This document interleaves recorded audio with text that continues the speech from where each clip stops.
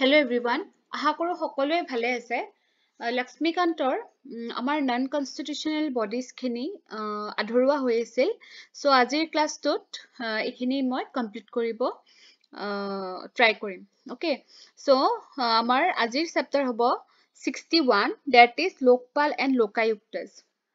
So আমাৰ ইণ্ডিয়াখন যিহেতু এখন ডেমক্ৰেটিক কাণ্ট্ৰি হয়, সো আমাৰ যিটো socio-economic condition কাণ্ট্ৰিখনৰ সেইটো ডেভেলপ হ'ব লাগিব বা ইকুৱেলিটিটো মেইনটেইন হ'ব লাগিব। আৰু তাৰ কাৰণে কোনটো কথা ইম্পৰ্টেণ্ট যে চিটিজেন্সৰ যিখিনি গ্ৰেভিয়েন্স মানে হেৰি থাকে সেই বস্তুখিনি প্ৰপাৰলি ৰিড্ৰেছ হ'ব লাগে। সো সেইকাৰণে কিছুমান মানে ইনষ্টিটিউচনেল ডিভাইচেছৰ মানে ইনষ্টিটিউচনেল ডিভাইচ কিছুমান হেয়া কৰিছে, ওকে, অনা হৈছে আমাৰ চিষ্টেমটো যে গ্ৰেভিয়েন্স ৰিড্ৰেচেল কৰাৰ কাৰণে কিছুমান আমাৰ চিষ্টেমছ উলিওৱা হৈছে। সো তাৰে প্ৰথমটো হ'ল আমাৰ অম্বাডসমেন চিষ্টেম। সো এইটোৱে হ'ল আমাৰ আৰ্লিয়েষ্ট ডেমক্ৰেটিক ইনষ্টিটিউচন যিটো আমাৰ ৰিড্ৰেচেলৰ কাৰণে ইউজ কৰা হৈছিলে। আৰু এইটো প্ৰথমতে ক'ত অনা হৈছিলে স্কেন্ডিনেভিয়ান ইনষ্টিটিউচন অফ অম্বাডসমেন, মানে আপোনাৰ প্ৰথমতে ক্ৰিয়েট কৰা হৈছিলে ছুইডেনত। এইটো মনত ৰাখিব, ক'ত কৰা হৈছিলে ছুইডেনত। কেতিয়া কৰা হৈছিলে ইন 1809। সো অম্বাদ মানে কি? অম্বাদ মানে হৈছে এটা ছুইডিছ টাৰ্ম যিটোৱে মানে কি মিনিং কৰে a person who acts as the representative or spokesmen of another person, যে এজন বেলেগ মানুহৰ হৈ তেওঁ ৰিপ্ৰেজেন্ট কৰে, সেই মানুহজনক ৰিপ্ৰেজেন্ট কৰে, তেওঁক অম্বাদ বুলি কওঁ আমি। Okay, so according to Donald C Rawat, Ombudsman refers to an officer appointed by the legislature to handle complaints against administrative and judicial action. যদি কিবা এডমিনিষ্ট্ৰেটিভ চিষ্টেম বা জুডিচিয়েল চিষ্টেমত যদি কিবা প্ৰব্লেম আছে তেতিয়াহ'লে সেই অফিচাৰজনে আপোনাৰ সেই অফিচাৰজনক মানে সেই লেজিসলেচাৰে কি কৰিব এপইণ্ট কৰিব যাতে সেই কমপ্লেইন্টছখিনি সেই ইছ্যুজখিনি হেণ্ডেল কৰিব পাৰে। So the Swedish Ombudsman deals with the citizens' grievance in the following matters. যে কেনেকুৱা ধৰণৰ আপোনাৰ বিষয়বিলাকত সেই অম্বাডজনে ডিল কৰে। যদি এডমিনিষ্ট্ৰেটিভ ডিছকাশ্যনৰ ক্ষেত্ৰত এবিউজ হয়, মল এডমিনিষ্ট্ৰেশ্যন হয় বা কৰাপশ্যন হয়, নেপোটিজম হয়, এনেকুৱাবিলাকৰ ক্ষেত্ৰত সেই অম্বাডজনে মানে সেই কেছবিলাক হেণ্ডেল কৰিব। সো ছুইডিছ যে ছুইডেনৰ অম্বাডসমেনটক কোনে এপইণ্ট কৰে? পাৰ্লিয়ামেণ্টে কৰে। যিহেতু লেজিসলেচাৰ বুলি কৈছোৱে, গতিকে পাৰ্লিয়ামেণ্টে কৰিব। কিমান বছৰৰ কাৰণে কৰে? 4 বছৰৰ কাৰণে কৰে। আৰু তেওঁক কোনে ৰিমুভ কৰে? পাৰ্লিয়ামেণ্টেই কৰিব পাৰে যদি লছ অফ কনফিডেন্স হয়, যে সেই অফিচাৰজনে যদি মানে এক্সপেক্টেশ্যন অনুযায়ী কাম কৰিব পৰা নাই, তেতিয়াহ'লে তেওঁক সেই পাৰ্লিয়ামেণ্টখনেই যেনেকে এপইণ্টমেণ্ট কৰিছিল সেনেকে তেওঁক ৰিমুভো কৰিব পাৰে। আৰু অম্বাডছে কি কৰিব লাগে? He has to submit an annual report to the parliament, যে এটা এনুৱেল ৰিপৰ্ট পাৰ্লিয়ামেণ্টক জমা কৰিব লাগে। আৰু সেইকাৰণে আমি ইয়াক পাৰ্লিয়ামেণ্টাৰী অম্বাডসমেন বুলিও ক'ব পাৰোঁ। তাৰপিছতে অম্বাডসমেনে আৰু কি কৰে? যে এটা মানে মনিটৰিং বডি হিচাপে কাম কৰে, যে পাব্লিক অফিচিয়েলছ বিলাকে কেনেকে কাম কৰিছে। যদি তাতে ধৰক কিছুমান পাৰ্চিয়েলিটি কাম কৰে, সেলফিছ কাম কৰে, এইবিলাকত চকু ৰাখে অম্বাডসমেনে। সো মানে যাতে সেই পাব্লিক অফিচিয়েলছ বিলাকে ইম্পাৰ্চিয়েলি কাম কৰে, লিগেলি কাম কৰে, এইবিলাকত চকু দিয়ে তেওঁলোকে। ওকে, কিন্তু সেই অম্বাডসমেনজনে মনিটৰহে কৰিব পাৰে, কিন্তু তেওঁ কেতিয়াও পানিচমেণ্ট দিব নোৱাৰে, তেওঁৰ সেইটো পাৱাৰ কিন্তু নাই। কেৱল তেওঁ ৰিপৰ্ট কৰিব পাৰে হায়াৰ অথৰিটিজক যে এই অফিচাৰজনে এনেকুৱা এনেকুৱা বেয়া কাম কৰিছে, কৰাপশ্যন কৰিছে, গতিকে মানে মই আপোনালোকক এই কথাটো জনালো, সেইটো কামহে কৰিব পাৰে, তালৈকে লিমিটেড, তাৰ ওপৰত তেওঁ বেলেগ পাৱাৰ নাই। So from Sweden, Ombudsman spread to another Scandinavian countries, যে বেলেগ বেলেগ স্কেন্ডিনেভিয়ান কাণ্ট্ৰিজ বিলাকত স্প্ৰেড হৈ গ'ল, যেনেকৈ Finland, Denmark, Norway.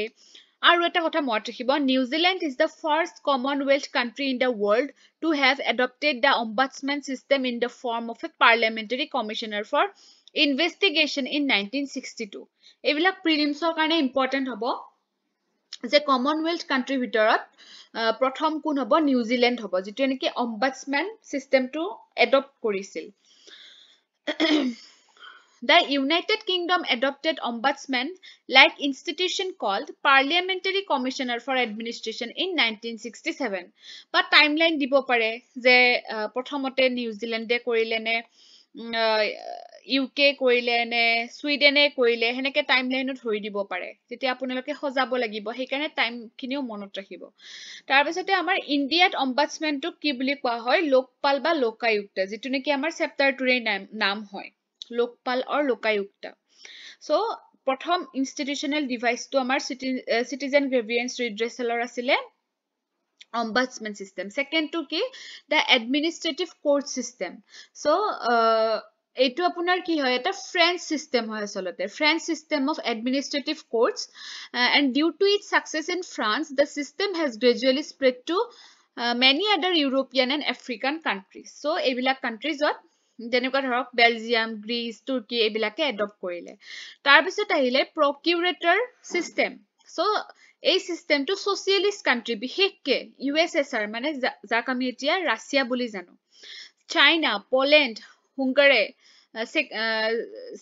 Czechoslovakia Romania এইবিলাক কান্ট্ৰিত প্ৰকিউৰেটৰ সিস্টেমটো চলে আৰু এইকেইটা সিস্টেমও মনত ৰাখিব কোন কেখন কান্ট্ৰিত কোনটো সিস্টেম চলে এইকেইটাও মনত ৰাখিবলগীয়া গতিকে আমাৰ ইণ্ডিয়াত অম্বাডসমেনটো আছে যাক আমি লোকপাল এণ্ড লোকায়ুক্ত বুলি জানো It is a position in India যে the existing legal and institutional framework to check corruption and redress citizens grievance in India consists of the following এই ধৰণৰ এক্ট বিলাক অনা হৈছিল যাতে আমাৰ ইয়াতে corruption নহয় যেনেকৈ special police establishment Act 1941 Delhi Police Establishment Act 1946 Prevention of Corruption Act All India Service Rules Central State District Vigilance Commission এনেকুৱা ধৰণৰ ভালেখিনি আছে আৰু এটা কথা মনত ৰাখিব ইয়াতে ফাইল টু ফিল্ড প্ৰগ্ৰাম যেটো নেকি আমাৰ কেৰালাত মানে অনা হৈছিল এই প্ৰগ্ৰামটো কোড অনা হৈছিল এটো মনত ৰাখিব ফাইল টু ফিল্ড প্ৰগ্ৰামটো কেৰালাত অনা হৈছিল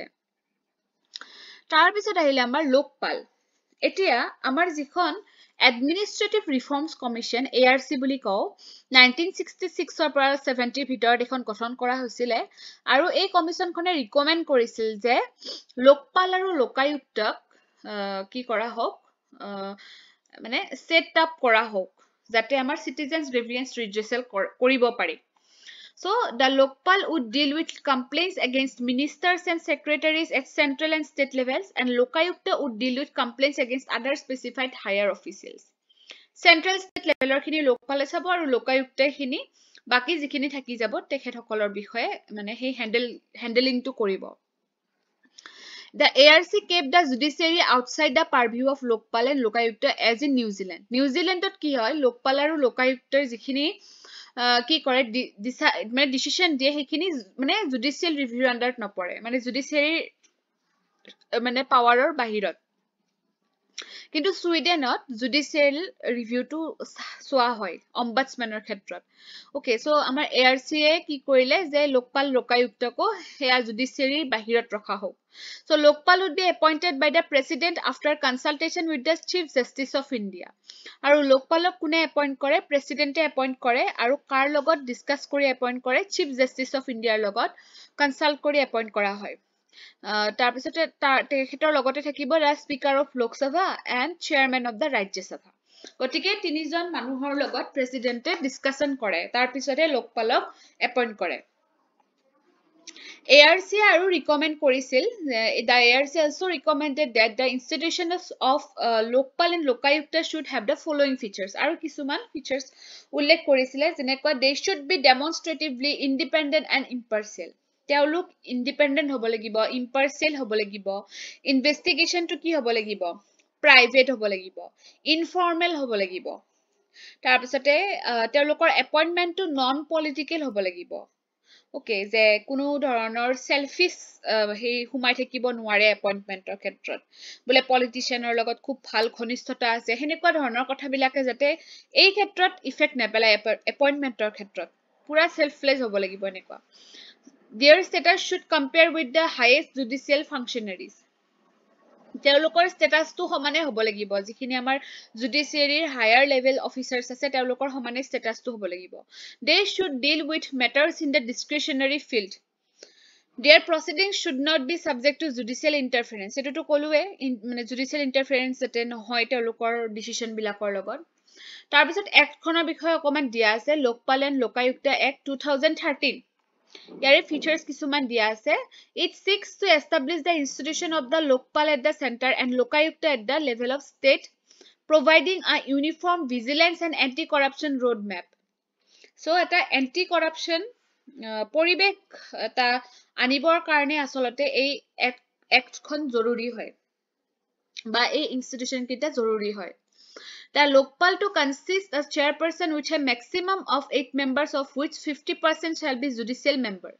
So কৈছোৱে যে chairman মানে সেই Lokpal খনত এজন chairperson থাকিব আৰু maximum 8 জন member থাকিব পাৰিব যাৰ নেকি 50% judicial members হ'ব লাগিব অলপ court related মানুহ হ'ব লাগিব 50% of the members of Lokpal shall come from amongst the SC and ST, OBC, minority and women. So reservation system kori thua ase. The selection of chairperson, the members of Lokpal shall be through a selection committee. So selection committee khonot kun kun thakibo, prime minister thakibo. Tar mane he chairperson aru members khini kune select koribo. Hey committee khonot thakibo prime minister, speaker of Lok Sabha, leader of the opposition of the Lok Sabha, Chief Justice of India or a sitting Supreme Court judge nominated by the Chief Justice of India aru ejon eminent jurist thakibo jak neki President of India nominate koribo. Tar pisot Lokpal's jurisdiction will cover all categories of public servants. So Lokpale sob dhoroner public servants or uporte jurisdiction logabo pare jeneba group A, group B, group C, D officers aru beleg employees bilak. Okay, so the Lokpal will have the power of superintendence and direction over any investigating agency, including the CBI. Mane, hokolo investigating agency, CBI ko hamore. Mane, Lokpalor himan khini power ase, superintendence koribo para he power khini thake, but direct koribo para power khini thake. A high-powered committee chaired by the Prime Minister will recommend the selection of the director of CBI. So, ekhini features at least 5 man monot rakhibo lage. Tar pisot drawbacks ki ase je Lokpal can't proceed against any public servant. Mo koisu e je ane ki koribo pare dekhuai he dibo pare je ei officer jone beya kam kori ase. Teloke tar upor jabo nware. Emphasis on form of complaint rather than substance. Anonymous complaints not allowed. Je kuno naam nohua koi complaint ketiao ruju koribo nware. Legal assistance to public servant against whom complaint is filed. Tarpsot limitation period of 7 years to file complaints. Je eta limited period di dia hoy 7 years or mane karone. So hebila hol limitation drawbacks. Very non-transparent procedure for dealing with complaints against the PM. PM or khetrot jodi henekwa dhoroner kiba complaints ana hoy hetu non-transparent hoy. Mane kuneo gom napai he kotha to. So ekhini asil Lokpal, ebar hile Lokayukta. So institution of Lokayukta was established first in Maharashtra in 1971. Etu mot rakhiba prothom ona hoisile Maharashtra. Ketia ona hoisile 1971. So although Odisha had passed the act in this regard in 1970, it came into force only in 1983. Odisha agote pass kori thosil act khon kintu establishment to derike korisile 1983. Gotike prothom hole amar Maharashtra kobo lagibo. 21 states and 1 union territory, that is Delhi, have established the institution of Lokayuktas. Monot rakhibo 21 ta state aru eta union territory jitu niki Delhi tate Lokayuktas ase aru amar Ahomotu ase. Ahomot 1985 ot establish kora hoisil. The various aspects of the institution of Lokayukta are so structural variations kisuman ase jenekwa the structure of Lokayukta is not same in all the states. Sobote beleg hoy structures ebilak beleg hoy.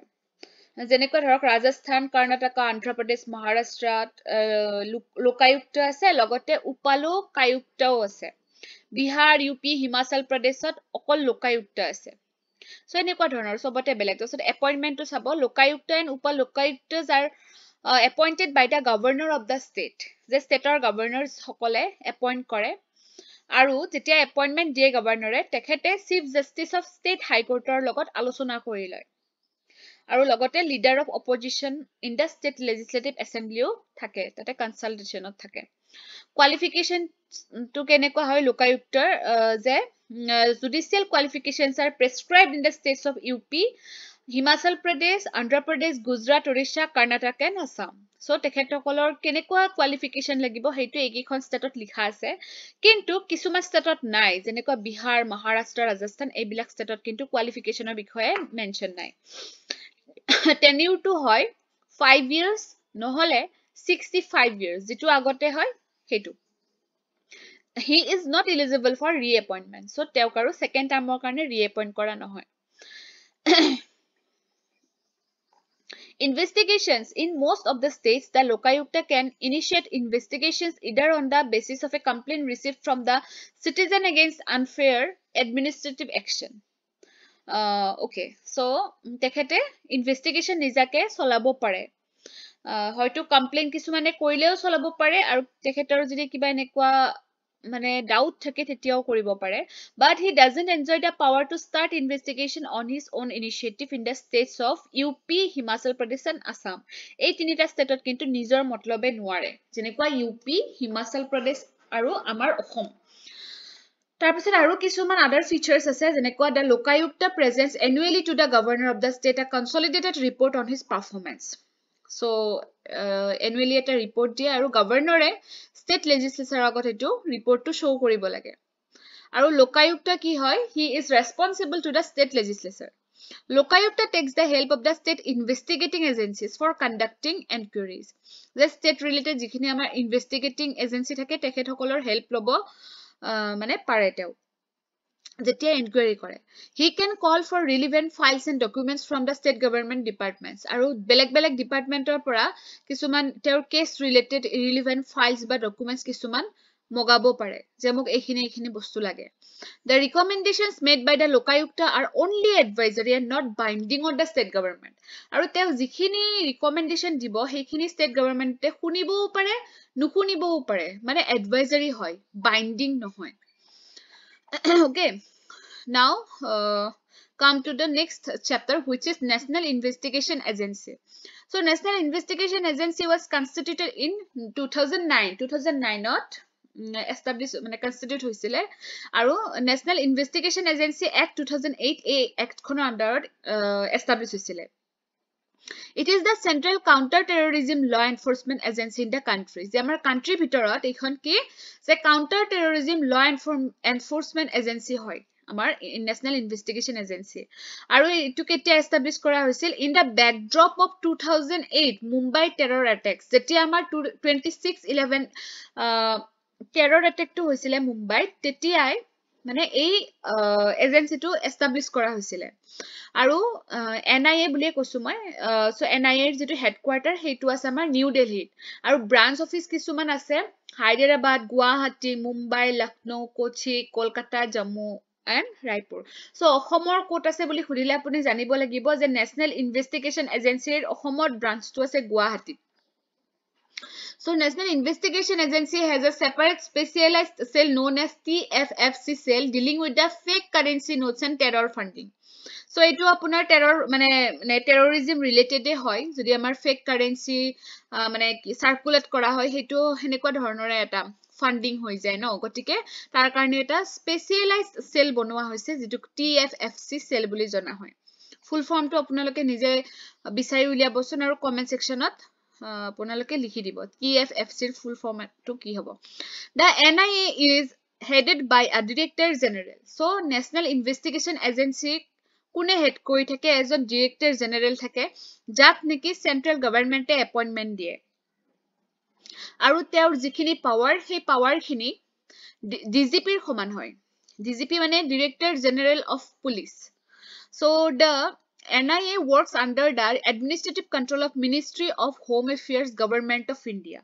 So, a ministry under the Ministry of Home Affairs or under National Investigation Agency কাম কৰে এই বিলাক কিন্তু মনত ৰাখিব লাগে কাৰণ ministry নামো আহিব পাৰে প্ৰায়ে দেখা যায় মিনিষ্ট্ৰীখন ফুলকে দিয়ে ষ্টেটমেন্ট বেসড কোৱেশ্চনত সেই ফুলকে দিয়া মিনিষ্ট্ৰীখন আপুনি যদি নাজানে সো তেতিয়া প্ৰবলেম হৈ যাব গতিকে মনত ৰাখিব মিনিষ্ট্ৰী বিলাক সো ৰেশনেল অফ দা NIA এৰ মেইন অবজেক্টিভ কি তো চাওক ইণ্ডিয়াখন কি হয় টেৰৰিজমৰ ভিকটিম হোৱা দেখা গৈছে হিষ্টৰিকেল পিৰিয়ডৰ পৰা বিশেষকে বৰ্ডাৰ কান্ট্ৰিজ বিলাকৰ ফালৰ পৰা সো সেইকাৰণে আসলতে আমাক NIA লাগে NIA এৰ প্ৰয়োজনীয়তা আছে আমাৰ দেশত so a large number of such incidents are found to have complex interstate and international linkage so interstate to hoye international linkage কিছুমানো হেনেকুৱা ধৰণৰ অৰ্গানাইজেচন আছে যেনেকুৱা আমি ক'ব পাৰো ISIS হয়নে জিহাদি এইবিলাক কি হৈ আছে আমাৰ ইন্টাৰনেশনাল নেশনাল লেভেলত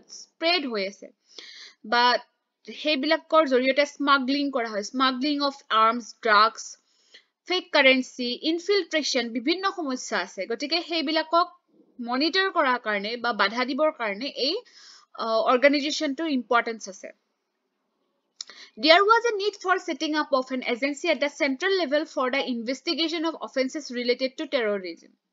So terrorism or karne mainly institution to asalte.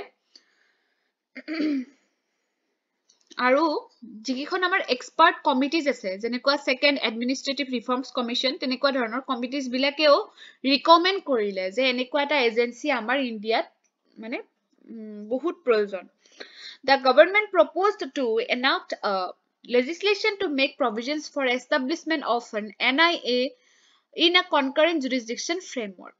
It is how NIA functions bilak to investigate and prosecute offenses. So gome bale main kam to ki je jibilak illegal work hebilakok badha dia asolte. So হেনেকুৱা ধৰণৰ offence বিলাক investigate কৰা তাৰ পিছতে যদি হেনেকুৱা ধৰণৰ ঘটনা হৈছে সেই ক্ষেত্ৰত এসিস্ট কৰা ন গটিকে তাৰ কাম বিলাক হেনেকুৱা হয় to take other such measures which may be necessary for speedy and effective implementation of the provisions of the NIA Act আৰু Act খনৰ যিখিনি মানে provisions আছে সেইখিনি যাতে মানে স্পিডত ইমপ্লিমেন্ট কৰিব পাৰি effectively implement কৰিব পাৰি হেতু হে আমাৰ মেইন লক্ষ্য তাৰপিছতে মিশন বুলি দিয়া আছে এটা mission of the NIA in depth professional investigation of scheduled offenses using the latest scientific methods of investigation যে আমাৰ latest technology use কৰিব লাগে আসলতে মানে ইনভেস্টিগেশনৰ ক্ষেত্ৰত তাৰ পিছতে speedy trial to ensure হ'ব লাগে professional workforce or দৰকাৰ আছে যাক আমি regular training or জৰিয়তে professional বনাব লাগে তাৰ পিছতে building a database on all terrorist related information data বিলাক collect কৰিব লাগে যাৰ কাৰণে আমাৰ এনেকুৱা ধৰণৰ terrorismৰ দৰে ঘটনা হৈ আছে তাৰ পিছতে লগতে citizens খিনিকো মানে হেনেকুৱা ধৰণৰ এজেন্সি বিলাকৰ জৰিয়তে মানে কনফিডেন্স টু দিব লাগে মানে পাবলিকক যাতে তেওঁলোকে নিজৰ কান্ট্ৰি খনত থাকি এটা সেফটি ফিল কৰে এক্ট খনৰ বিষয়ে অকমান দিয়া আছে NIA যিখন আমাৰ Amendment Act 2019 যে It applied the provisions of the NIA Act also persons who commit a scheduled offense beyond India against Indian citizens or affecting the interests of India. Okay. That's about it provided that the officers of the NIA shall have the similar powers, duties, privies and liabilities being exercised by the police officers in connection with the investigation of offenses. যে অকল ইণ্ডিয়াৰ ক্ষেত্ৰতে নহয় বাহিৰতো যদি হেনেকুৱা কাম হয় তেতিয়াও তেও দোষী বুলি কোৱা হ'ব তাৰপিছতে it empowered the central government যে central governmentক empower কৰিছে কিহৰ কাৰণে with respect to a scheduled offense committed outside India আৰু যাতে NIA এটা direct কৰিব পাৰে to register the case and take up investigation as if such offense has taken place in India এইখিনি আসলতে পঢ়িব লাগিব আপোনালোকে ইয়াতে বুজাব লগা খুব এটা নাই কাৰণ এইখন এখন Amendment Act যে অকমান বস্তুবিলাক চেঞ্জ কৰি দিয়া হৈছে মেইন কথাখিনি মই ওপৰত কৈ আহিছো ইয়াতে অকমান তেনেকুৱা ধৰক কিছুমান নতুন অফেন্স তাতে এড কৰা হৈছে এইখিনি পঢ়ি চাব PDF টো দিমে আৰু বেছি দিন নাই তাৰ পিছৰ চেপ্টাৰটো হ'ল আমাৰ 63 National Disaster Management Authority. So chapter 2 নামটো দেখি গমে পাইছে ইয়াতে disaster related problems বিলাক মেনেজ কৰাৰ কাৰণে আমাক অথৰিটি এখনৰ প্ৰয়োজন হৈছিল সেই কাৰণে আমাৰ গভৰ্ণমেণ্ট অফ ইণ্ডিয়াই হাই পাৱাৰ্ড কমিটি এখন গঠন কৰিছিলে 1999 ত আৰু এখন নেশনেল কমিটি গঠন কৰিছিলে 2001 ত আফটাৰ দা গুজৰাট আৰ্থকুৱেক যেতিয়া গুজৰাটত বহুত ডাঙৰ ভূমিকম্প গৈছিলে তেতিয়া মানে সেই প্ৰয়োজনটো অনুভৱ হ'ল যে ডিজাস্টাৰো এটা কি হয় ডাঙৰ এটা ইস্যু হয় আমাৰ দেশৰ কাৰণে আৰু এই ক্ষেত্ৰত আমাক এখন কমিটি লাগে ওকে সো যাতে ৰিকমেন্ড কৰিব পাৰে সেই কমিটি কিখনে যে এটা কিছুমান প্ল্যানস বনাব লাগিব সেই ডিজাস্টাৰ বিলাক মেনেজমেন্ট কৰাৰ কাৰণে ইফেক্টিভ মিটিগেশনস কিছুমান বনোৱাৰ কাৰণে so after the Indian ocean tsunami of 2004 তাৰপিছত 2004 ত ইণ্ডিয়ান মানে ওশেন মানে সুনামি হৈছিলে বহুত ডাঙৰ তেতিয়া কি কৰিলে গভৰ্ণমেণ্ট অফ ইণ্ডিয়াই ডিজাস্টাৰ মেনেজমেন্ট এক্ট 2005 খন ইনাক্ট কৰিলে that provided for the creation of the National Disaster Management Authority NDMA বুলি কওঁ আমি short form to initially the NDMA was constituted in 2005 by an executive order of the government of India and subsequently the NDMA was notified in 2006 under the provisions of the act so ketia hoisile constitute 2005 to NDMA ত কি থাকিব এজন চেয়াৰপাৰসন থাকিব আৰু বেলেগ বেলেগ মেম্বাৰস কিছুমান থাকিব কিন্তু 9 জনতকৈ বেছি থাকিব নোৱাৰে not exceeding 9 the prime minister is the ex officio chairperson so prime ministerক আসলতে সকলো ক্ষেত্ৰতে দৰকাৰ হয় যেনেকৈ আমাৰ চিফ মিনিষ্টাৰ অসমৰ চিফ মিনিষ্টাৰ জনৰ কথা কৈছো সব ক্ষেত্ৰতে তেখেতৰ পাৱাৰ থাকে হয়নে গতিকে ঠিক তেনেকৈ মানে প্ৰাইম মিনিষ্টাৰ জনে গোটেই দেশখনৰ প্ৰত্যেকটো ডিপাৰ্টমেন্টে প্ৰায় তেখেত ৰিলেট হৈয়ে থাকিব লগা হয় সো এখেতে সেই ডিজাস্টাৰৰ ক্ষেত্ৰতো prime minister ex officio chairperson হয় ঠিক তেনেকৈ ষ্টেটৰ ক্ষেত্ৰত চিফ মিনিষ্টাৰ হয় so the other members are nominated by the chairperson of the NDMA আৰু বাকি মেম্বাৰ্স খিনিক নমিনেট কৰা হয় The vice chairperson has the status of a cabinet minister আৰু যিজন vice chairperson থাকিব তেওঁৰ cabinet ministerৰ সমান এটা status থাকিব আৰু বাকিখিনিৰ state ministerৰ সমান status থাকে so the NDMA is the apex body for disaster management in the country it works under the administrative control of the Union Ministry of Home Affairs so ওপৰটো পাইছিলো ন আমি এনেকুৱা ministry এখন so ঠিক আমাৰ এই disaster management body টো Union Ministry of Home Affairs আন্ডাৰতে থাকে ইয়াৰ objectives কি যাতে প্ৰিভেনশন প্ৰিপেয়াৰডনেস আৰু ৰেজিলিয়েন্স খিনি থাকে ওকে যে এটা হেনেকুৱা ধৰণৰ কালচাৰ থাকিব লাগিব যে আমি কেনেকৈ প্ৰিভেনশন কৰিম কেনেকৈ প্ৰিপেয়াৰ হৈ থাকিম বা কেনেকৈ ৰেজিলিয়েন্স কৰিম সো এনেকুৱা ধৰণৰ তাৰপিছত মিটিগেশন মেজাৰ্স বিলাক আমি টেকনলজি বেসড হ'ব লাগে বা কিছুমান ট্ৰেডিশনেল আমাৰ টেকনিকো থাকে সেইবিলাককো আমি এনকাৰেজ কৰিব লাগে মুঠতে সাস্টেইনেবল হ'ব লাগে আৰু আমাৰ যিবিলাক ওয়ে থাকে ধৰক ঘৰে বনাইছে বা যিকোনো কিবা ডেভেলপ কাম কৰিছে সেই ক্ষেত্ৰত যাতে ডিজাস্টাৰ আহিলেও আমাৰ বহুত ক্ষতি নহয় হেনেকুৱা ধৰণৰ সাস্টেইনেবল কিছুমান ওয়ে ফলো কৰাটো জৰুৰী to mainstream disaster management into the developmental planning process হেতুৱে কৈছে যে মেনেজমেন্টটো সেই ডেভেলপমেন্ট প্ল্যানিং যেতিয়া কৰিব যাতে ডিজাস্টাৰ মেনেজমেন্টৰ কথা ভাবি আসলতে সেই প্ল্যানিং বিলাক মানে লয় so to establish institutional and technological frameworks to create an enabling regulatory environment and a compliance regime